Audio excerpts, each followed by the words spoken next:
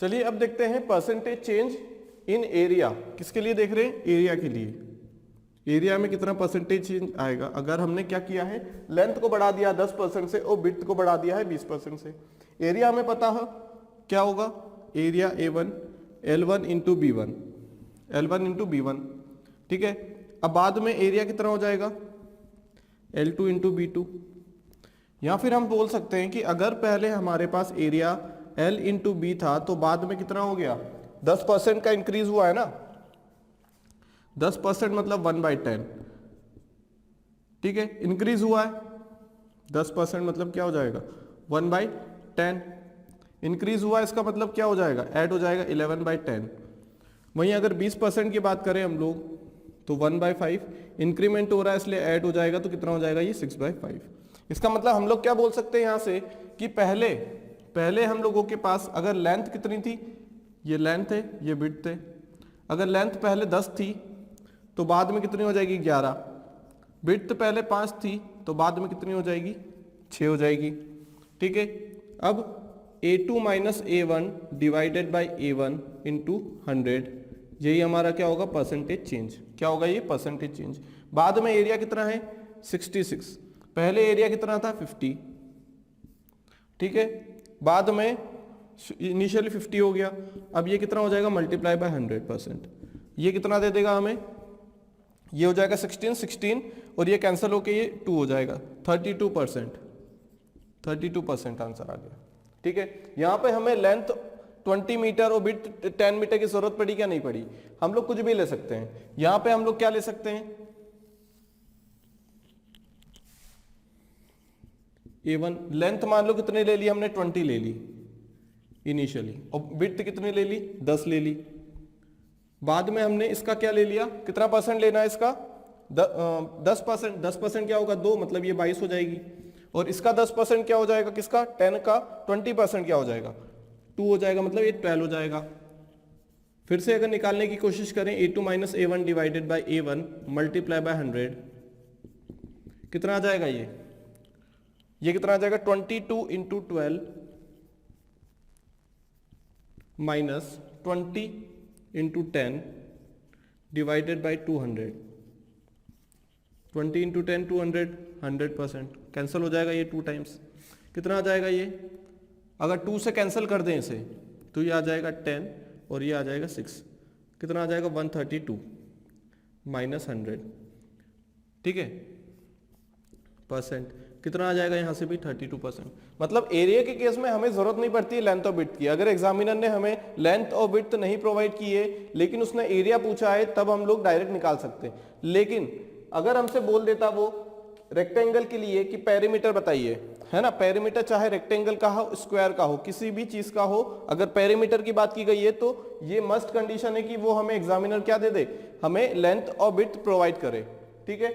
अब यहाँ पे हमें जरूरत नहीं पड़ी, यहाँ पे हमने इनिशियल क्या मान लिया था 10 मान लिया था, तो बाद में कितना हो जाएगा वो 10 मान लिया तो बाद में 11 हो जाएगा 10% इंक्रीमेंट के साथ। अगर विड्थ हमने पहले 5 मान ली तो बाद में कितनी हो जाएगी 6, कितने परसेंट इंक्रीमेंट के साथ 20%, ठीक है। तो यहां से आंसर सेम आ रहा है, बात समझ में आ गई। अब देखो एक चीज और इंपॉर्टेंट चीज क्या है यहाँ पे, जो हमने परसेंटेज चेंज का फॉर्मूला पढ़ा था, किसका परसेंटेज चेंज का, चाहे किसी का भी एरिया हो, क्योंकि एरिया क्या होगा मल्टीप्लीकेशन, मतलब यूनिट अगर हम देखें एरिया की तो ये होती है मीटर स्क्वायर। जहां भी ऐसी यूनिट दिखे हमें, है ना, जहां पे 2 क्वांटिटी का मल्टीप्लीकेशन हो रहा है, हम लोग क्वेश्चंस करेंगे एक्सपेंडिचर वाले जब क्वेश्चंस करेंगे वहां भी यही फॉर्मूला काम आएगा। एक्सपेंडिचर क्या होगा rupees per unit multiply by unit, बोल सकते हैं ऐसा। तो यहां भी हम लोग क्या करेंगे एरिया के केस में और इस केस में, ठीक है, जहां भी 2 क्वांटिटी का प्रोडक्ट हो रहा है और वो दोनों क्वांटिटी चेंज हो रही है, अगर ऐसा नहीं होना चाहिए कि ये दोनों क्वांटिटी से एरिया हो गया लेंथ इंटू विड्थ। अगर हमसे लेंथ और विड्थ में चेंज बोला जाए, चाहे इंक्रीमेंट बोला जाए या डिक्रीमेंट बोला जाए, हम लोग सॉल्व कर सकते हैं किस चीज से, a plus b plus a b by 100 multiply by percentage, इतना परसेंटेज, इससे कर सकते हैं हम लोग। लेकिन अगर वो हमसे बोल देता, क्या बोल देता कि अगर एरिया में अगर हम इंक्रीमेंट कर रहे हैं डिक्रीमेंट कर रहे हैं, सिमिलरली हम लोग लेंथ या फिर किसी एक में ब्रिथ में, मान लो ब्रिथ में इंक्रीमेंट कर रहे हैं, ठीक है, तो हमसे अगर वो बोल देता कि लेंथ में कितना चेंज करना पड़ेगा, तो हम लोग क्या कर लेते, हम लोग ये वाला फॉर्मूला नहीं लगा सकते थे, क्योंकि ये जो दो दो क्वांटिटी है जिनका चेंज हो रहा है, जो चेंज हो रही है वो प्रोडक्ट में नहीं है। अगर प्रोडक्ट में होंगी दोनों चीजें तभी ये वाला फॉर्मूला लगेगा। इस लेंथ में a% का चेंज, b में b% का चेंज, इंक्रीमेंट डिक्रीमेंट होगा तो नेगेटिव साइन कर देंगे, ठीक है। तो इस टाइप के क्वेश्चन में हम लोग डायरेक्टली लगा सकते हैं, क्योंकि एरिया क्या होगा, लेंथ मल्टीप्लाई बाय विड्थ होता है। क्या होता है, लेंथ मल्टीप्लाई बाय विड्थ होगा, यही होगा ना। तो इस केस में हम लोग लगा सकते हैं, लगा के देख लेते हैं। a प्लस बी 10% का, फिर 20% का, 10 इंटू 20 डिवाइडेड बाई 100 कितना हो जाएगा, ये 30 और ये हो जाएगा 5, ये हो जाएगा 5 टू 10, 32%। डायरेक्ट यहां से आ गया, इतना सॉल्व करने की जरूरत नहीं है। कंडीशन क्या है यहाँ पे कि सिर्फ वो वाली क्वांटिटी चेंज होनी चाहिए जिनका प्रोडक्ट है, जो एक दूसरे के साथ प्रोडक्ट में है। बात समझ में आ गई। हम लोग डायरेक्ट इसी टाइप से जितना भी एरिया रहेगा, चाहे रेक्टेंगल हो, स्क्वायर हो, या फिर हम लोगों के पास क्या हो, सर्कल हो, सभी का स्क्वायर अगर चेंज हो रहा है तो हम लोग क्या बोल देंगे कि हम लोग ये वाला फॉर्मूला यूज करने वाले हैं। वहां पे a plus b plus a b divided by 100, ये वाला फॉर्मूला यूज करेंगे एरिया के केस में। लेकिन पेरीमीटर के केस में हम लोग अलग चलेंगे। क्यों, क्योंकि वहां पे क्या होगा, वहां पे क्या होगा कि हमारे पास जो क्वांटिटी है वो पॉजिटिव में है, एडिशन है। वहां क्या हो रहा है, एडिशन हो रहा है, दो प्रोडक्ट जो चेंज हो रहे हैं। अगर यह प्रोडक्ट हो जाता तो हम लोग यूज कर सकते थे वो वाला फॉर्मूला, लेकिन यूज नहीं कर पा रहे हैं, इसलिए ये मस्ट कंडीशन है कि लेंथ ऑफ बिट प्रोवाइड की जाए। दूसरी बात, हम लोग वो वाला फॉर्मूला नहीं लगा सकते। वो सिर्फ फॉर्मूला कब लगा सकते हैं, जब दो क्वांटिटी ऐसी चेंज हो रही हो जो मल्टीप्लीकेशन में हो। क्लियर है। चलिए देखते हैं question number 1। If length is increased by 20%, then by how much percentage breadth must be decreased in order to have the same area? अभी तक हम लोग एरिया में चेंज फाइंड आउट करते थे, अब हम लोग क्या सीख रहे हैं, चेंज किसमें, ब्रिथ में चेंज कितना आएगा अगर एरिया सेम है तो। अगर एरिया सेम है तो बात समझ में आ गई। कैसे करना है, सबसे पहला काम तो हम लोग क्या करेंगे, 20% की बात की गई है, किसकी, 20% की बात की गई है। 20% मतलब 1/5। इंक्रीमेंट की बात की गई है, इंक्रीज हो रहा है तो ऐड हो जाएगा, मतलब ये हो जाएगा 6/5। कितना हो जाएगा, 6/5। मतलब अगर पहले लेंथ कितनी थी, अगर पहले लेंथ 5 थी तो बाद में 6 हो गई, किसके साथ, इंक्रीमेंट के साथ, 20% इंक्रीमेंट के साथ। अब एरिया सेम रखना है, मतलब A1 is equal to A2। अब शुरू वाला एरिया क्या होगा, L1 multiply by B1 is equal to L2 multiply by B2। अब L1 की वैल्यू कितनी है, 5 इंटू B1, L2 की वैल्यू है 6 इंटू B2। ठीक है। अब क्या बोला गया, how much percentage breath must be decreased. Obvious सी बात है डिक्रीज होगी। क्यों डिक्रीज होगी, क्योंकि दोनों का प्रोडक्ट क्या है, एरिया क्या है, लेंथ मल्टीप्लाई बाय ब्रीथ। अगर यहाँ पे लेंथ इंक्रीज हो रही है, एक क्वांटिटी इंक्रीज हो रही है, तो दूसरी को डिक्रीज होना पड़ेगा in order to have the same area.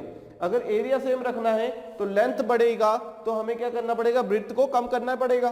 क्योंकि अगर मान लो एरिया 20 मान लिया हमने, तो लेंथ अगर 5 है और ब्रीथ अगर कितनी है, 4 है। अगर हम लोग बोले कि हमें एरिया सेम रखना है, ठीक है, हमने इसे 10 कर दिया तो इसे 2 करना पड़ेगा ना। एक को बढ़ा दिया तो एक को कम किया हमने, तभी तो क्या होगा, प्रोडक्ट कांस्टेंट आएगा। यही तो है CPR। बात समझ में आ गई। अब क्या होगा, किसकी बात कर रहे हैं, B2 बाई B1 निकालेंगे हम लोग।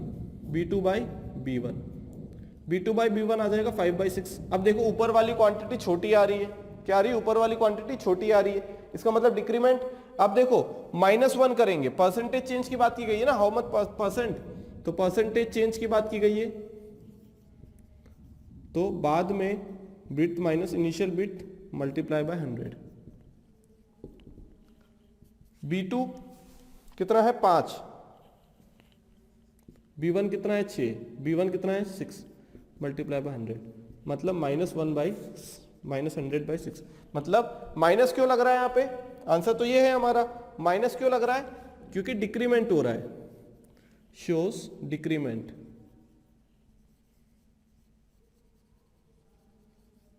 Shows decrement. ठीक है, एक तरीका तो ये है, सिंपल तरीका। दूसरा तरीका, अगर दो क्वांटिटी क्या हो रही है, मल्टीप्लीकेशन में है और जो बाद वाली क्वांटिटी सेम है, जैसे हम लोगों ने वर्क एंड किस में किया था, टाइम एंड वर्क में किया था। वर्क क्या होगा, एफिशिएंसी मल्टीप्लाई बाय टाइम। अगर वर्क सेम है तो एफिशिएंसी का जो रेशियो रहेगा, एफिशिएंसी का जो रेशियो रहेगा वो इनवर्स होकर टाइम का रेशियो बन जाता है, क्योंकि दोनों प्रोडक्ट में है। ऐसे ही हम लोग क्या करेंगे, यहां से दो क्वांटिटी अगर प्रोडक्ट में है, वर्क सेम है, ये वर्क मान लो, इसे एफिशिएंसी मल्टीप्लाई बाय टाइम मान लो, एक बढ़ेगा तो दूसरा डिक्रीज होगा, मतलब क्या हो जाएगा, इनवर्स हो जाएगा। जब L2 बाई L1 कितना है, L2 बाई L1 है 6/5, तो ये वैल्यू किसकी हो जाएगी, ये जो 6/5 है इसका अगर इन्वर्स कर दें हम लोग, अगर क्या कर दें, इन्वर्स कर दें, मतलब 5/6 कर दें, तो ये क्या हो जाएगा, B2/B1 हो जाएगा, नहीं हो जाएगा, B2/B1 हो जाएगा, B2/B1 यही तो आ रहा है 5/6, क्योंकि प्रोडक्ट क्या है, कांस्टेंट है, प्रोडक्ट क्या है, कांस्टेंट है, मतलब एरिया क्या है, कांस्टेंट है।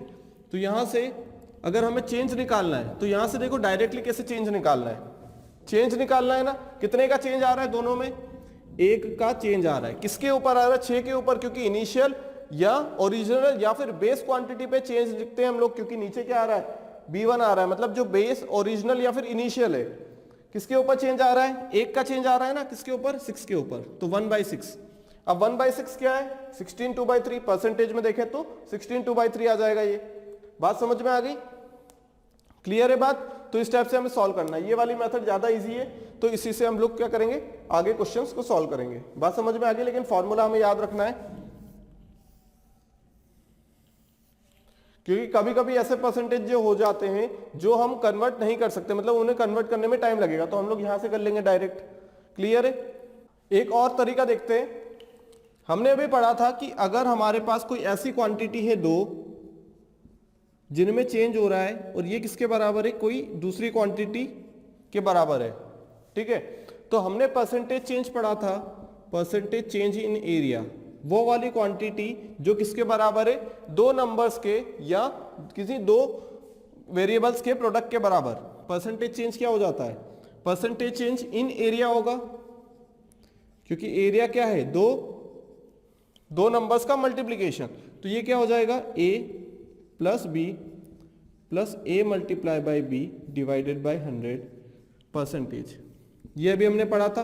कहीं भी एरिया का क्वेश्चन आए या कहीं भी ऐसा चेंज आए, इसे चेंज के बारे में पूछा जाए जो कि दो नंबर्स का प्रोडक्ट हो, दो नंबर्स का प्रोडक्ट हो, क्योंकि एरिया क्या है, L into b, quantity 1 into quantity 2 हो रहा है यहाँ पे, है ना, Q1 इंटू Q2, तो दोनों को क्वांटिटी का क्या हो रहा है, चेंज हो रहा है, मतलब इसमें भी चेंज आ रहा है, इसमें भी चेंज आ रहा है, तो हम लोग सॉल्व कर सकते हैं। परसेंटेज चेंज इन एरिया इसके बराबर होगा। अब इस क्वेश्चन को कैसे सॉल्व करना है, क्योंकि यहाँ पे लेंथ तो पता ही गई है, 20% का चेंज, मतलब A आ गया 20, ब्रेथ हमें नहीं पता है, अरे ब्रेथ तो हमें निकालना है, ब्रेथ तो हमें क्या करना है, निकालना है, लेकिन हमें एक चीज पता है कि जो परसेंटेज चेंज इन एरिया है ना, एरिया में कुछ चेंज आ रहा है क्या, नहीं, तो परसेंटेज चेंज कितना आएगा, परसेंटेज चेंज इन एरिया कितना आ जाएगा, ये 0 आएगा, नहीं आएगा, 0%। जब सेम एरिया है तो परसेंटेज चेंज इन एरिया क्या आएगा, 0 आएगा, तो ये 0 आ गया। अब मान लो लेंथ में इंक्रीमेंट जो आ रहा है वो A है, कितने परसेंट का, 20% का, हमने लिखा 20। ब्रीथ में आ रहा है मान लो B% का, तो हमने B लिख दिया, नहीं पता, 20 multiply by B divided by 100%, ये आ गया 0%, है ना। परसेंट है तो लिखने की जरूरत ही नहीं है हमें, दोनों साइड, और ऑब्वियस सी बात है दोनों साइड परसेंटेज रहेगा ही, क्योंकि दोनों क्या है, एडिशन हो रहा है, LHS और RHS में सेम क्वांटिटी होनी चाहिए। क्लियर है। अब ये क्या हो जाएगा, देखो 0 इज इक्वल टू 20, ये हो जाएगा 5, मतलब ये हो जाएगा 6B/5, है ना। अब ये 20 यहाँ जाएगा, -20 इंटू 5 डिवाइडेड बाई 6 किसके बराबर है, B के, ये कितना हो जाएगा, B बराबर -100/6%, -B/6% हो जाएगा, नहीं हो जाएगा, -100/6। अब ये नेगेटिव साइन क्यों, क्योंकि डिक्रीमेंट हो रहा है, और इसकी वैल्यू क्या है, 16/2/3, यहां से भी आंसर आ जाएगा हमारा। बात समझ में आ गई। तो कहीं भी चेंज एरिया में दिखे तो हम लोग ये वाला फॉर्मूला यूज कर सकते हैं। अब देख सकते हैं कि कौन सी चीज हमें गिवन है, कौन सी नहीं। अब देखो यहाँ पे हमने B को नेगेटिव नहीं रखा था, क्यों, क्योंकि हमें नहीं पता है अभी, जब फॉर्मूले में हम लोग चीजें रखते हैं तो हम लोग क्या रखते हैं, उसकी चीज रखते हैं, जैसे 20 के बारे में पता था, अगर वो बोल देता 20 डिक्रीज हो रहा है, 20 डिक्रीज हो रहा है तो हम लोग -20 रखते, लेकिन b तो हमारे लिए अननोन है ना, हमें नहीं पता है, हमें नहीं पता इंक्रीमेंट डिक्रीमेंट हो रहा है। अपने आप जब सॉल्व करेंगे हम लोग तो फाइनल रिजल्ट में हमें शो हो जाएगा कि पॉजिटिव है या नेगेटिव। देखो यहाँ पे शो हो गया नेगेटिव, करेक्ट आ रहा है, मतलब डिक्रीमेंट हो रहा है, एक इंक्रीज हो रहा है तो दूसरा डिक्रीज हो रहा है। तो इस तरीके से भी सॉल्व कर सकते हैं। एक तरीका और है करने का, हमने जो सीपीआर मेथड पढ़ी थी वो यही तो काम आएगी। सीपीआर मेथड में क्या था, कांस्टेंट प्रोडक्ट रेशियो, प्रोडक्ट की बात की गई, किसकी, प्रोडक्ट की। यहां क्या है, प्रोडक्ट है, क्या है, प्रोडक्ट है। तो जब एरिया में चेंज निकालना है, हमने क्या सीखा था, x अपॉन वाई। अगर ये इंक्रीमेंट हो रहा है तो कुछ जो ऑपोजिट में है, जैसे यहां इक्वल में है, x अपॉन वाई क्या है, अगर इतने का इंक्रीमेंट होता है तो इतने का डिक्रीमेंट करना पड़ेगा उसी चीज को सेम रखने के लिए। मतलब अगर हम बोल दें कि अगर लेंथ में इतना इंक्रीज हो रहा है, कितना, x अपॉन वाई का, तो ब्रीथ में हम लोग कितना डिक्रीमेंट करना पड़ेगा, इतने का डिक्रीमेंट करना पड़ेगा, इतने का डिक्रीमेंट करना पड़ेगा, तब जाके एरिया सेम रहेगा। यही है सीपीआर। अब x अपॉन वाई कितने का, 20%, मतलब 1/5, मतलब 1/5 का इंक्रीमेंट हो रहा है। तो x की वैल्यू क्या है 1, यहाँ पे x की वैल्यू क्या है 1, y की वैल्यू है 5, कितना आ जाएगा 1/6 का डिक्रीमेंट करना पड़ेगा। डिक्रीज की बात की गई है, देखो डिक्रीज की बात, डिक्रीमेंट आ रहा है, जब एक इंक्रीमेंट होगा दूसरा डिक्रीमेंट होगा, कब, जब ऐसे नंबर्स का चेंज हो रहा है जो एक दूसरे के मल्टीप्लीकेशन में है और जो इक्वल टू में है उनके वो है कांस्टेंट। तो यहाँ से 1/6 मतलब क्या हो जाएगा, 16 2/3%, वो फ्रैक्शन में आता है, यहाँ पे परसेंटेज में हमने सीख लिया शुरू में चैप्टर के, इनिशियली जब हम चालू किया था चैप्टर को तब हमने कन्वर्जन पढ़ लिया था। क्लियर है। तो अलग अलग तरीके हैं सॉल्व करने के, जिस तरीके से हमें अच्छा लगे या टाइम कंज्यूम कम हो उस मेथड से हम लोग करेंगे। लेकिन अगर इस फॉर्मूले को अगर हम याद रखें तो हम एरिया के सारे क्वेश्चन कर पाएंगे। क्लियर है बात। Question number second, in a rectangle length and breadth are in a ratio of 5:3, the length increases 16% and breadth in decreases by 24%. Find out how much percent perimeter increases और डिक्रीसेस।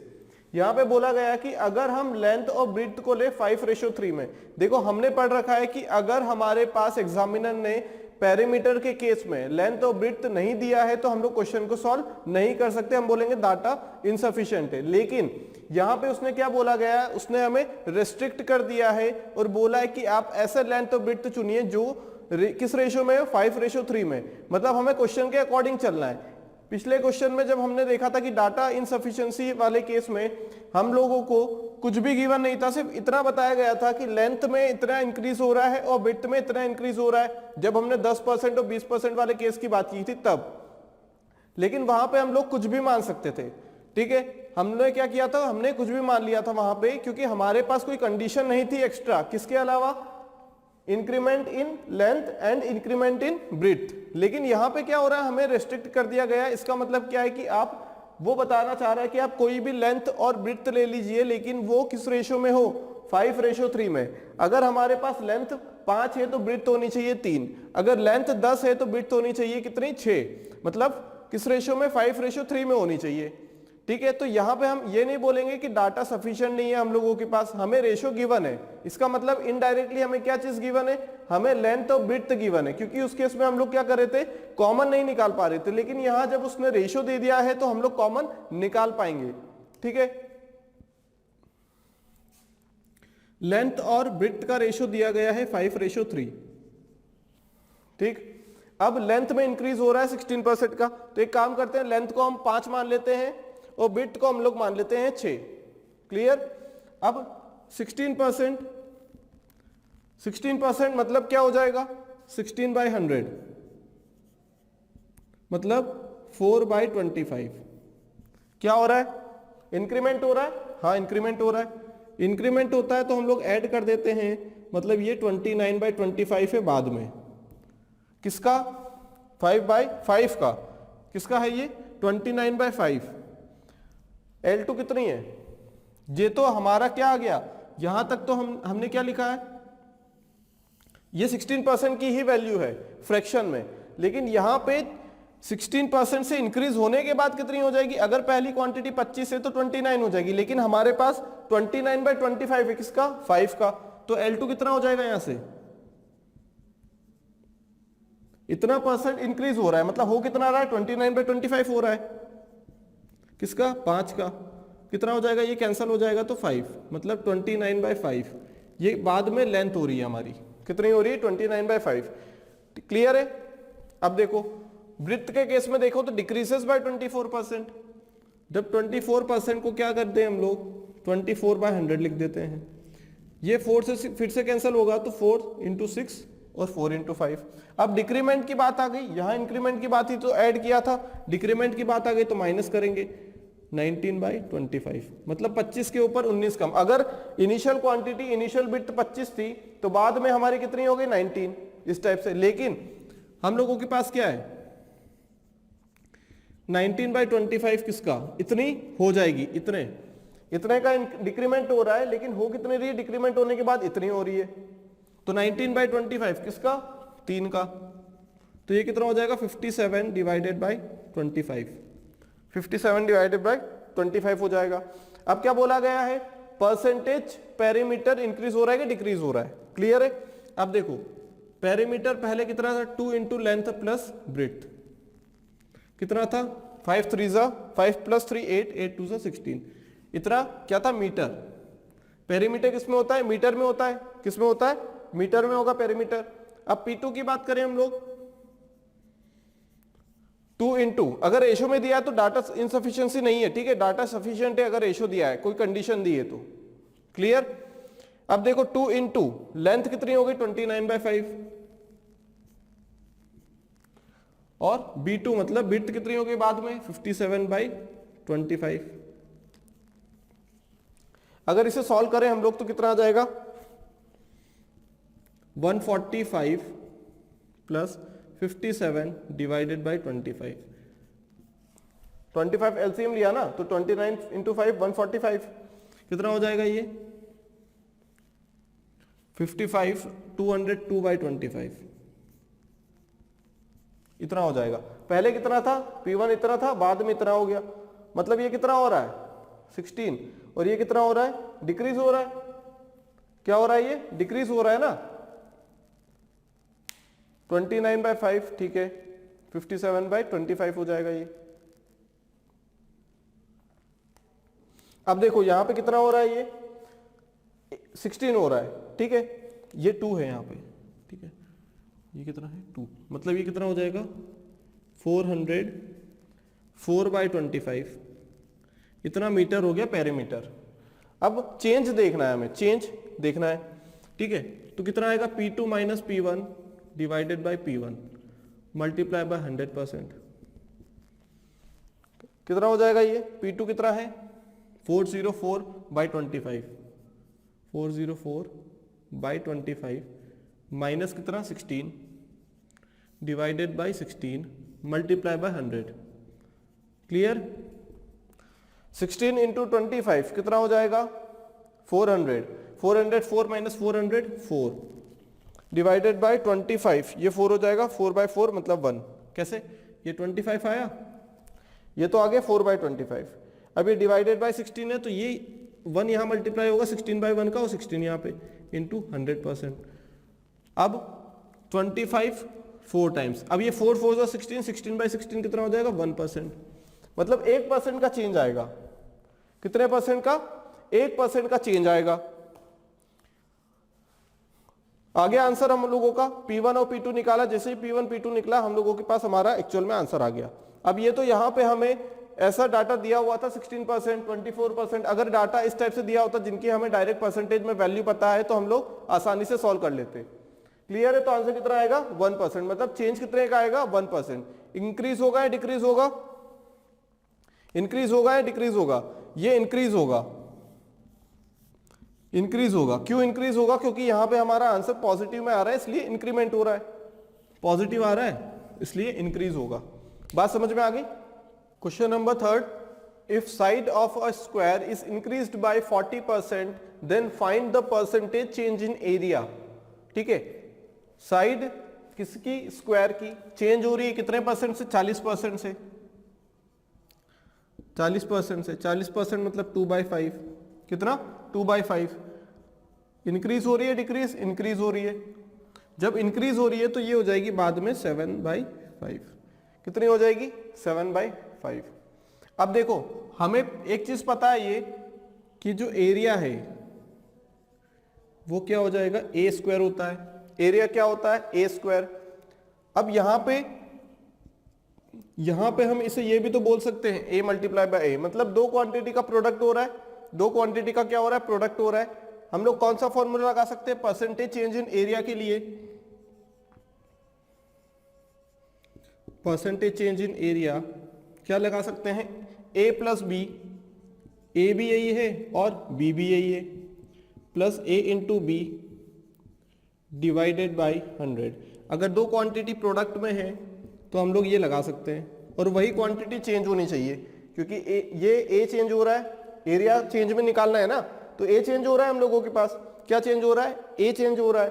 जब ए change हो रहा है तो इसे ए into B मान लो, तो a plus b plus a b upon 100 हो जाएगा ये। तो ये कितना हो जाएगा?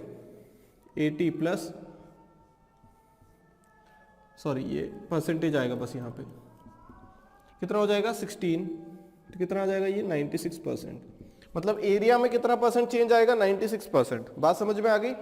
दूसरा तरीका एक और है। दूसरा तरीका क्या है हम लोगों के पास? शुरू में एरिया, देखो शुरू में ये क्या है, किस में चेंज आ रहा है?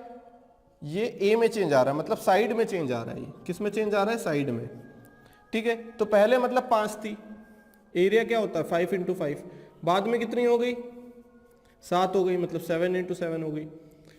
तो चेंज क्या आएगा? A2 minus A1 divided by A1 into 100%। कितना आ जाएगा ये? 49 माइनस 25, 14 डिवाइडेड बाई 25, ये होगा 49 माइनस 25, 24 होगा ये, इंटू 100%। 25 4 जा 24 इंटू 9 96, 24 इंटू 4 कितना होगा? 96 हो जाएगा। एक तरीका ये भी है, यहां से भी आ जाएगा, यहां से भी आ जाएगा। यहां पे हमने इसे दो क्वांटिटी मान ली क्योंकि उन्हीं में तो चेंज हो रहा है ना, दो प्रोडक्ट में उन्हीं में चेंज हो रहा है। ए में भी चेंज हो रहा है, बी में भी, इसे भी मान लो, तो क्या होगा? इसमें चेंज आ रहा है। इसका मतलब पहले 5 थे तो बाद में 7 आ गई, तो परसेंटेज चेंज आ गया। क्लियर है बात? अगला question, if the side of a square is increased by 40% then find the percentage change in perimeter. Question exact same है, बस यहाँ पे एरिया है, वहां पे पेरीमीटर। यहाँ एरिया की बात की गई है, वहां पेरीमीटर की बात की गई है। ठीक है, कैसे करेंगे? पेरीमीटर की बात करें अगर, पेरीमीटर ऑफ किसकी बात की गई है? स्क्वायर की। तो पेरीमीटर ऑफ स्क्वायर क्या होता है? 4 टाइम्स है ना। अब यहां पे a मल्टीप्लाई बाय b तो नहीं हो रहा है, दो क्वांटिटी ऐसी तो नहीं है जिनमें चेंज आ रहा है ना, एक ही क्वांटिटी है बस, ये सिर्फ a ही तो है जिसमें चेंज आ रहा है। 4 तो कांस्टेंट है, कांस्टेंट को नहीं देखते हम लोग, कांस्टेंट को नहीं देखते हैं। तो पेरीमीटर ऑफ स्क्वायर कितने का चेंज आ रहा है? 40% का, मतलब 2/5 का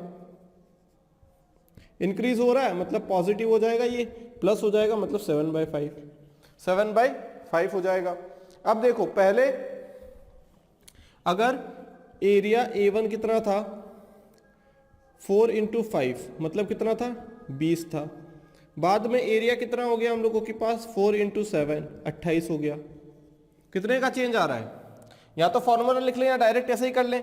ये बाद वाली क्वांटिटी है, पहले वाली, कितने का चेंज आ रहा है? परसेंटेज चेंज निकाल दें तो चेंज लिखते ना ऊपर, A2 माइनस A1, हमने लिख दिया A2 माइनस A1 चेंज किसके ऊपर? डिवाइडेड बाय जो इनिशियल या फिर बेस, जो ओरिजिनल क्वांटिटी थी A1 थी ना, पहले बेस क्या थी, या फिर ओरिजिनल क्वांटिटी क्या थी, या फिर इनिशियल क्वांटिटी क्या थी? A1 मल्टीप्लाई बाय 100, 5 टाइम्स, कितना आ जाएगा ये? 40। अब ये 40 क्यों आया, ध्यान से समझना। इसलिए आया क्योंकि सिर्फ हमारे पास जो पेरीमीटर है वो है 4a, मतलब 4 कांस्टेंट है, उसे नहीं देखना है, सिर्फ a है। इसका मतलब जो पेरीमीटर ऑफ स्क्वायर है वो डिपेंडेंट है सिर्फ एक क्वांटिटी पे, जो कि a क्या है? a है। अगर a में चेंज आ रहा है तो उतना ही किस में चेंज आएगा? इसमें चेंज आएगा ना, पेरीमीटर में। पेरीमीटर में क्योंकि डायरेक्टली प्रोपोर्शनल है। अगर दो क्वांटिटी का मल्टीप्लीकेशन होता और चेंज आ रहा होता तो हम लोग फॉर्मूला लगाते, कौन सा? a plus b plus a b upon 100। अगर 3 क्वांटिटी, ये पेरीमीटर था तो एक क्वांटिटी आ गई, रेक्टेंगल के केस में दो क्वांटिटी आएगी क्योंकि वहां लेंथ और विड्थ दोनों अलग अलग है, यहाँ पे सेम है, इसलिए कोई दिक्कत वाली बात नहीं है। तो ये याद रखना है कि अगर स्क्वायर के पेरीमीटर की बात करें, पेरीमीटर में ही बस याद रखना है क्या, अगर स्क्वायर के पेरीमीटर की बात करें तो जितना परसेंट साइड में चेंज आएगा उतना ही परसेंट किसमें चेंज आएगा, पेरीमीटर में। दूसरी बात, पेरीमीटर ऑफ रेक्टेंगल के लिए एक चीज ये बात याद रखनी है कि अगर हम लोगों को एग्जामिनर ने क्या दिया हुआ है, लेंथ और विड्थ दिए, तभी हम लोग सॉल्व कर सकते हैं, या फिर रिलेशन दे दिया जाए लेंथ और विड्थ में तब सॉल्व कर पाएंगे। क्लियर है। और एरिया के लिए हम लोग ये यूज करेंगे, चाहे किसका एरिया हो, चाहे वो एरिया हो रेक्टेंगल का, चाहे वो सर्कल का एरिया हो, या फिर किसका एरिया हो, वो कोन का भी एरिया हो सकता है ना। यहां पे स्क्वायर का एरिया है, तो जितने भी एरिया वाले केस हैं सभी को हम लोग सॉल्व कर सकते हैं इस चीज से, a plus b plus a b upon 100 से। बात समझ में आ गई।